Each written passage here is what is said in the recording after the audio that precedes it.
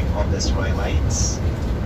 So it's a huge wilderness area in the Negev or in the southern region. So imagine the Israelites wandering in this wilderness more than 3,000 years ago in the time of Moses. No trees, just wilderness. Hi guys, good morning sa lahat. Ako ay andito sa Mitzpe Ramon. Oh my God, ang lamig-lamig. Ayan. Ayan ang view dito. Nandito kami sa tuktok ng bundok. Doon ay may kapihan. Uy, super lamig talaga. Oh my God, madilim pa dito. Alas 6 ng umaga. Ayan. Just listen the story. Okay. Kita mga kapatid dito sa Mitzpe Ramon or MAKHTESH Ramon. And I know na alam niyo na kung anong ibig sabihin ng salitang Mitzpe. Okay, yung Mitzpe, ang ibig sabihin niyan ay viewpoint or lookout. So, saan natin ma-imagine yung meaning ng Mitzpe? So, when you are standing at the side of this cliff, so that's the lookout point, that's the viewpoint, or this is the area na inyong matatanaw. That's the reason why they called it Mitzpe Ramon, and Ramon is the name of the place. So, this is the viewpoint here in the town of Ramon. Okay, so clear na sa atin? Clear. Now, they just go for the view only. But if you want to learn more, especially concerning the biblical history, merong biblical significance yung area nito because this is known as the wilderness of PARAN in the Old Testament time. So take note, the wilderness of PARAN. And what is the first biblical significance of the wilderness of PARAN? We can see that in the book of Genesis chapter 21. And this is the story of the half-brother of Isaac. Siguro familiar kayo kay Isaac. And now from Beersheba, kung nakarating na kayo ng Beersheba, nadaanan natin kanina. So yan yung isa sa pinaka-hometown ni Abraham nung siya ay napunta dito sa land of Canaan or the land of promise. And then later on, fast forward tayo, hindi magkaanak si Sarah. Kaya ang ginawa ni Sarah, mga kapatid, sabi niya kay Abraham, sipingan mo yung aking alipin, si Hagar. Aba, tuwang-tuwa naman si Abraham, sinipingan si Hagar. So sa madaling salita, nagbuntis ngayon si Hagar, okay? So ngayon, akala ni Sarah, magiging okay yung lahat.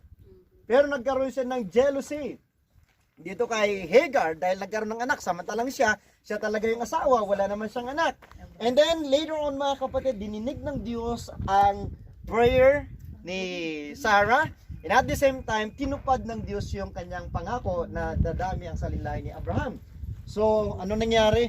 Nagbuntis ngayon si Sarah sa edad na around 90 years old. So, imagine si Sarah, nagkaanak sa ganung edad, mayroon pa kayong chance. May chance pa pala. May chance pa kayo. There is miracle. Okay. So, ngayon mga kapatid, ano nangyari? So nagkaroon ng conflict kasi lagi nag-aaway si Ishmael at saka si Isaac. Ganoon naman yung mga bata. Pero ang nangyari, kinausap ni Sarah si Abraham at sabi niya, paalisin mo si Ishmael at saka yung kanyang ina na si Hagar doon sa Beersheba at hindi na nila ito maging kasama. So masakit man sa kaluban ni Abraham, pero pinaalis niya si Isaac. And at the same time, ang Diyos na rin mismo ang nagsabi kay Abraham na, sige, let go muna si Hagar at si Isaac. So saan natin makita yung kasaysayan na iyan? In the book of Genesis chapter 21. Okay, Genesis chapter 21. Now, let me read to you verse 17 para shortcut tayo. Sabi rito, and God heard the voice of the lad, that's Ishmael, yung bata, and the angel of God called to Hagar out of heaven and said unto her, what aileth thee, Hagar? Fear not, for God hath heard the voice of the lad where he is. Kasi bata pa si Ishmael, umiyak siya. So narinig ng Diyos yung panagoy, yung pagyak ni Ismael. Arise, lift up the lad, and hold him in thine hand, for I will make him a great nation. Take note, despite of the fact that Hagar is not a legitimate wife of Abraham, but because God made a promise to Abraham to make him a great nation and his descendants, kaya pati itong si Ismael, nadamay siya doon sa pangako ng Diyos na mapagpapala din siya. Kasi sa Haran pa lang sinabi ng Diyos, I will make you a great nation. So, since anak ni Abraham si Ismael, ayon, he became great also. I will make him a great nation. Wilderness of Paran. So, when you study the geography of the land of Israel, so the map will point you out in this very place. This is the wilderness of Paran. Now, somewhere here, I don't know exactly. Nobody knows exactly where in this area Ishmael lived and had his wife from Egypt.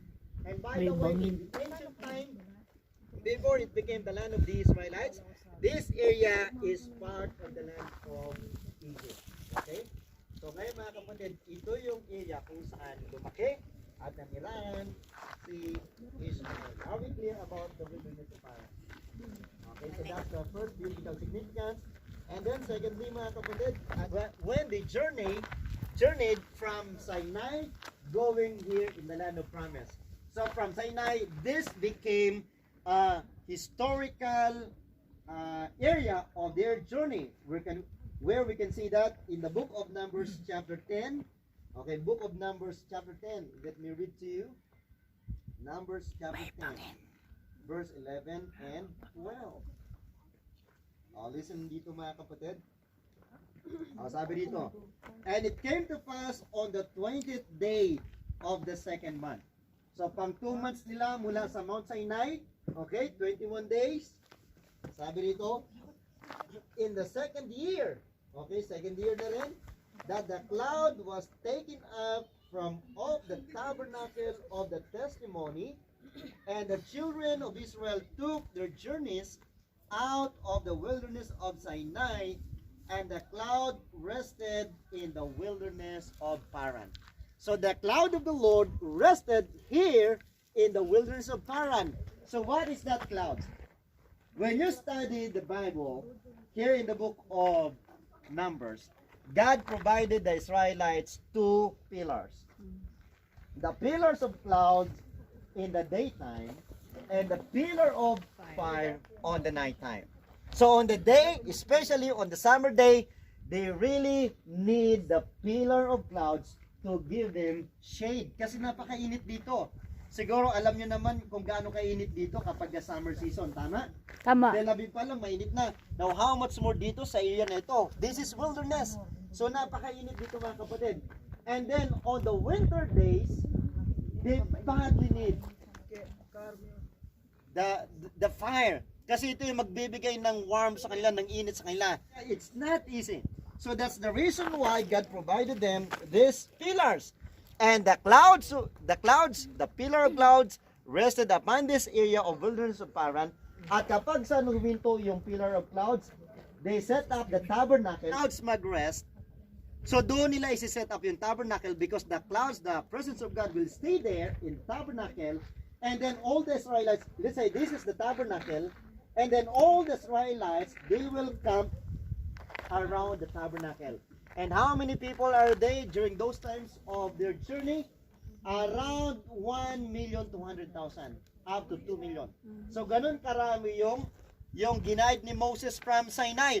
No wonder kailangan nila yung ganitong area na malawak para sa kanilang pag-travel. Mga kapatid, ito naman, okay?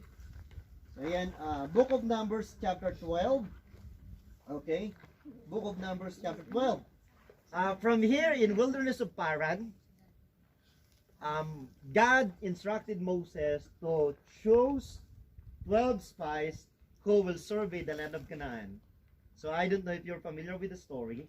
So that was the time na kinakailangan masurvey itong land of Canaan kung paano nila itong papasukin. So enter the land of the Canaanites to survey it so that they could give a report to Moses and they will know how to conquer the land of Canaan.